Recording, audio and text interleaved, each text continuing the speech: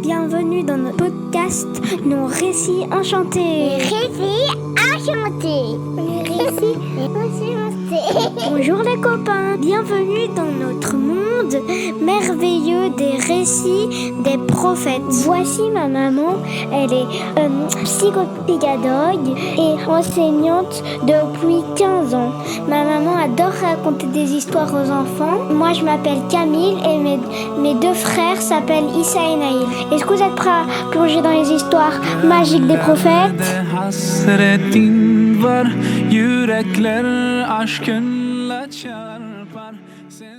De nombreuses années après la disparition du prophète Hud alayhi salam, un autre peuple nommé le peuple de Samoud apparut.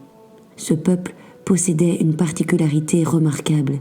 Ils vivaient durant des périodes extrêmement longues et décidèrent de tailler leur maison directement dans la roche. Les voyageurs étaient fascinés par ces habitations et les visiteurs prenaient un grand plaisir à découvrir cette cité. Le peuple de Samoud résidait en Arabie, sur le chemin reliant Médine à la Syrie, dans une cité nommée El-Hijr. C'était un lieu éblouissant, entouré de champs verdoyants, de palmeraies et de ruisseaux d'eau fraîche, un endroit paisible et magnifique. Malheureusement, le peuple de Samoud était bien trop fier de leur savoir-faire et des bienfaits qu'Allah leur avait accordés. Ils se croyaient supérieurs aux autres, à tel point qu'ils se considéraient invincibles. Ils affirmaient souvent « Avez-vous vu nos merveilleuses et splendides maisons qui sont creusées dans la roche des montagnes ? C'est tellement beau et malin d'avoir sculpté nos maisons comme cela. Personne n'est meilleur que nous. Il ne pourra rien nous arriver. » Tous ces bienfaits auraient dû les aider à se souvenir d'Allah et de tous ces cadeaux qui leur avaient été donnés.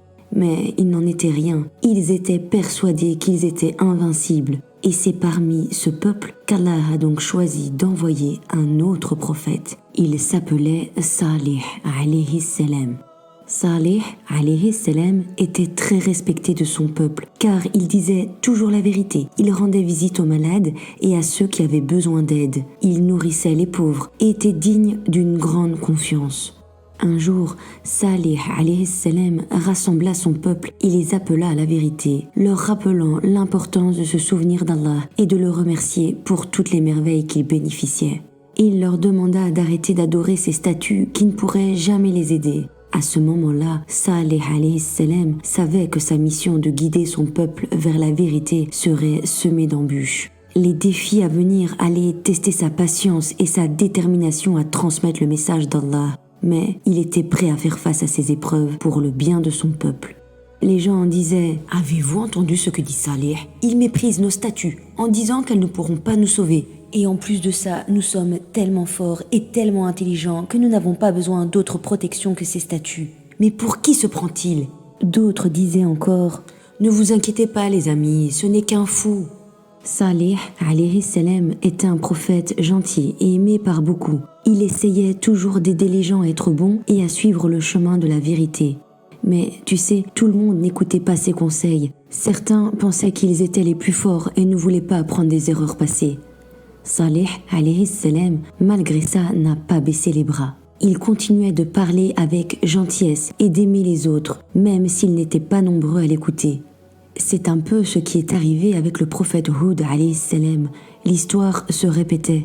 Certaines personnes injustes ont commencé à avoir peur de perdre leur pouvoir. Elles ont alors lancé un défi pour tester Salih alayhi salam. Mais tu sais quoi ? Salih restait calme et prêt à faire face à ces difficultés avec patience et sagesse en demandant à Allah de lui venir en aide. Son peuple lui dit alors « Salih, devine quoi ? On te met au défi. On veut voir si tu peux faire sortir une chamelle avec son bébé d'un rocher compact.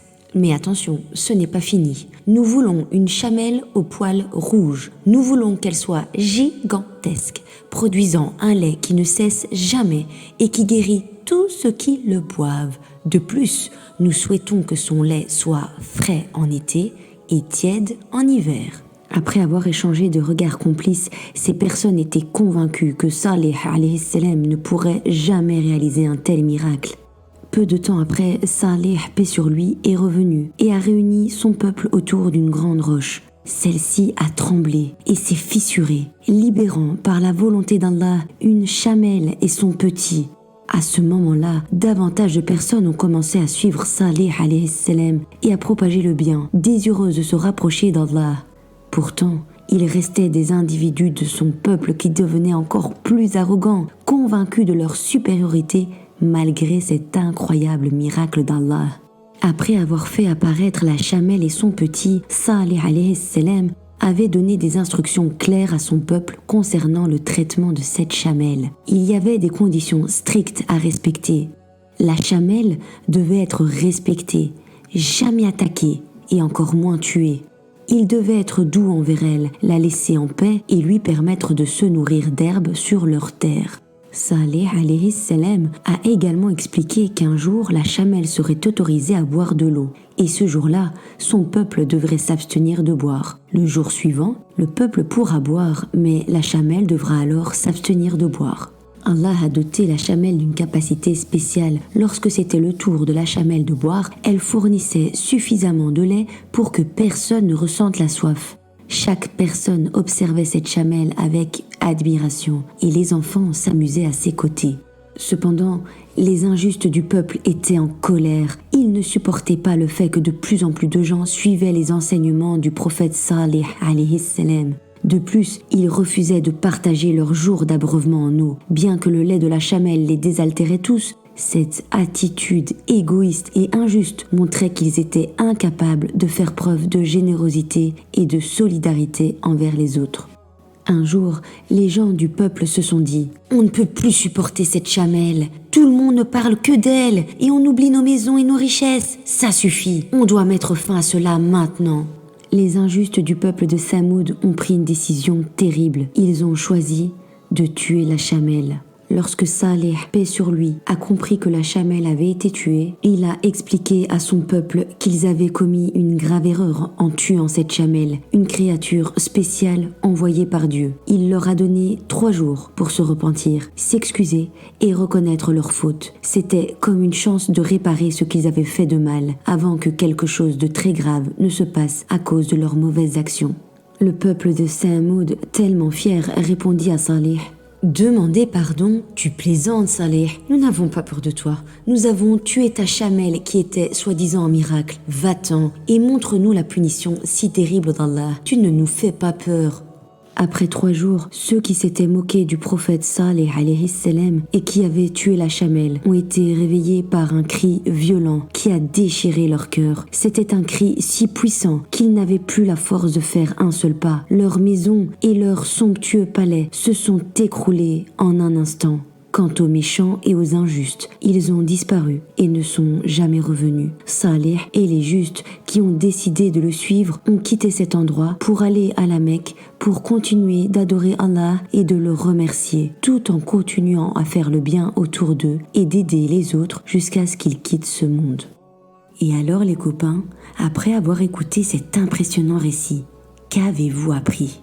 Eh bien, les paroles et les promesses que nous faisons sont très importantes. Dans l'histoire de Salih alayhi salam, il avait demandé à son peuple de ne pas faire de mal à la chamelle spéciale envoyée par Allah. Il leur avait dit qu'en ne respectant pas cette demande, ils seraient punis. Certains parmi eux n'ont pas respecté leurs promesses en tuant cette chamelle. Cela nous montre à quel point il est crucial de tenir nos engagements, d'être des personnes de confiance envers Allah et envers les autres.